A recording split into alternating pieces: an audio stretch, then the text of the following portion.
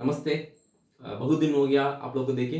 आज हमारा टॉपिक क्या है? एचवीएसी सिस्टम में ड्राई बल्ब टेम्परेचर मतलब क्या, वेट बल्ब टेम्परेचर मतलब क्या, वेट बल्ब डिप्रेशन मतलब क्या, आरएच मतलब क्या, उसका बारे में भी देखने के लिए जा रहा हूँ। मतलब dry bulb temperature. Dry bulb temperature को हम लोग को शॉर्ट टर्म में डीबीटी बोल के हम लोग को बोलता हूँ।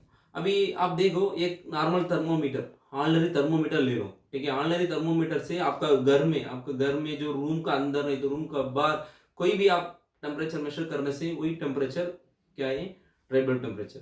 अगर आप टीवी देखता है, टीवी में वेदर वेदर रिपोर्ट जो पढ़ता है ना, तो उसमें क्या करते हो, दिल्ली में इतना है, बॉम्बे में इतना है, जो कोलकाता में इतना ही, ऐसा कुछ बोलते रहता है। वो क्या है, पूरा ड्राई बल्ब का टेम्परेचर का बारे में वो जो बोलता है। वेट बल्ब टेम्परेचर वो कभी भी अंदर नहीं आता है, ठीक है। ड्राई बल्ब टेम्परेचर मतलब क्या? It is the temperature of air measure by using ordinary thermometer, that is called dry bulb temperature, ठीक है। नेक्स्ट क्या, wet bulb temperature. Wait bulb temperature मतलब क्या? अगर वही है, सेम थर्मोमीटर, ऑर्डिनरी थर्मोमीटर, ठीक है, आप जो मेजर कर रहा है, मेजर करने का टाइम में क्या करेगा, जो इसका टिप सेंसिंग है ना, जो वेट बल्ब थर्मोमीटर का जो सेंसिंग पॉइंट है ना, जो एक क्लॉथ है ना, वो क्लॉथ को वेट करके मतलब गीला करके इसमें पूरा कवर करके रखेगा, ठीक है।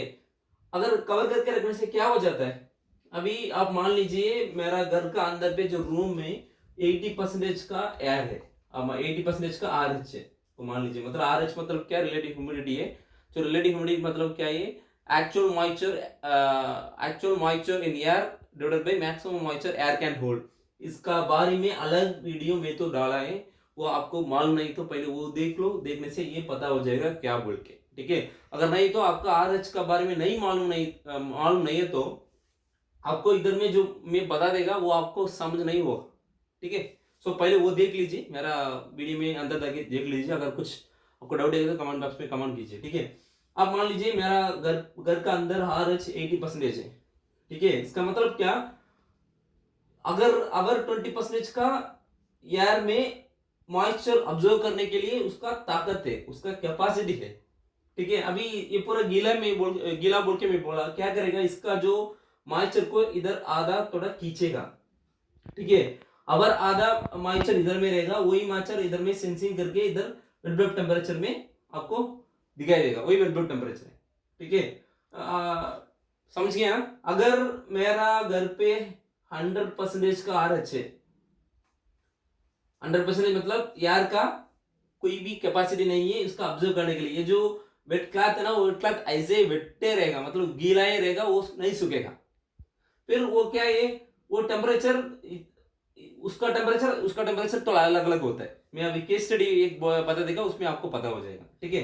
फिर वेट बल्ब डिप्रेशन मतलब क्या, dry bulb temperature DBT minus WBT, ये दोनों का डिफरेंस से वेट बल्ब डिप्रेशन, ठीक है। वेट बल्ब डिप्रेशन मतलब क्या है, डीबीटी माइनस डब्ल्यूबीटी, इसका दोनों का डिफरेंस से वेट बल्ब डिप्रेशन, ठीक है। अभी dry bulb temperature, wait bulb temperature, wait bulb temperature, ये ऑनलाइन थर्मोमीटर में जो कुछ आ रहा है वही जो आएगा, वही वही टेम्परेचर डीबीटी। डब्ल्यूबीटी मतलब ऑनलाइन थर्मोमीटर, लेकिन उसका कवर करके रख के सेंसिंग करके जो उसमें मेजर करेगा वही वेट बल्ब टेम्परेचर, ठीक है।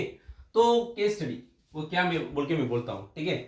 अनसैचुरेटेड एयर, सैचुरेटेड एयर, उसका मतलब पहले आपको मालूम होना चाहिए इसका बारे में, आपको समझने के लिए। वो वही इसलिए मैं बोला, आर एच का बारे में एक अलग वीडियो डाला, उसमें ये तो टर्म्स का बारे में मैं उसमें बोला था। लेकिन अभी बोलता हूँ, अनसैचुरेटेड एयर मतलब क्या है, आर एच है ना, आर एच 100% का कम में रहेगा। रिलेटिव ह्यूमिडिटी 100% का कम रहने से अनसैचुरेटेड एयर है। Relative humidity R H equal to 100% रहने से क्या है, सैचुरेटेड एयर, ठीक है। अगर अनसैचुरेटेड एयर रहने से क्या है, डीबीटी का टेम्परेचर ज्यादा रहेगा, डब्ल्यूबीटी टेम्परेचर कम रहेगा। अगर आप मान लीजिए आर एच, अभी मेरा रूम का आर एच 50% है, ठीक है। ड्राई बल्ब टेम्परेचर कितना रहेगा, 30 डिग्री सेल्सियस रहेगा, वेट बल्ब टेम्परेचर 25 रहेगा। इसका मतलब क्या, आर एच अनसेचुरेटेड एयर पे ड्राई बल्ब टेम्परेचर का टेम्परेचर ज्यादा ही रहेगा, वेट बल्ब टेम्परेचर को कंपेयर करने से।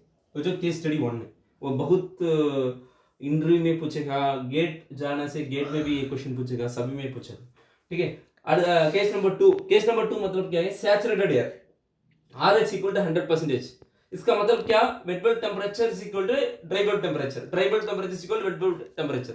ये क्यों ऐसा आता है, मैं तो बोला है ना, RH 100% रहने से वो जो एक कमरा है, एक कमरा में RH 100% मतलब ये जो एयर का ये पूरा पानी भरा हुआ है। इसका मतलब क्या, अगर आप नॉर्मल थर्मोमीटर, ऑनलाइन थर्मोमीटर से मेजर करेगा 25 डिग्री सेल्सियस आएगा, वेट बल्ब टेम्परेचर में मेजर करेगा वही आएगा। क्यों बोलने से जो वेट क्लॉथ को इधर में ऑब्जर्व नहीं करेगा, ठीक है, समझ गया ना। इसलिए 25 degree Celsius wait bulb temperature, thermometer wait bulb temperature भी ड्राई बल्ब टेम्परेचर दोनों एक ही आएगा वो सैचुरेटेड एयर पे, ठीक है। सो यही वीडियो, ठीक है, ड्राई बल्ब, वेट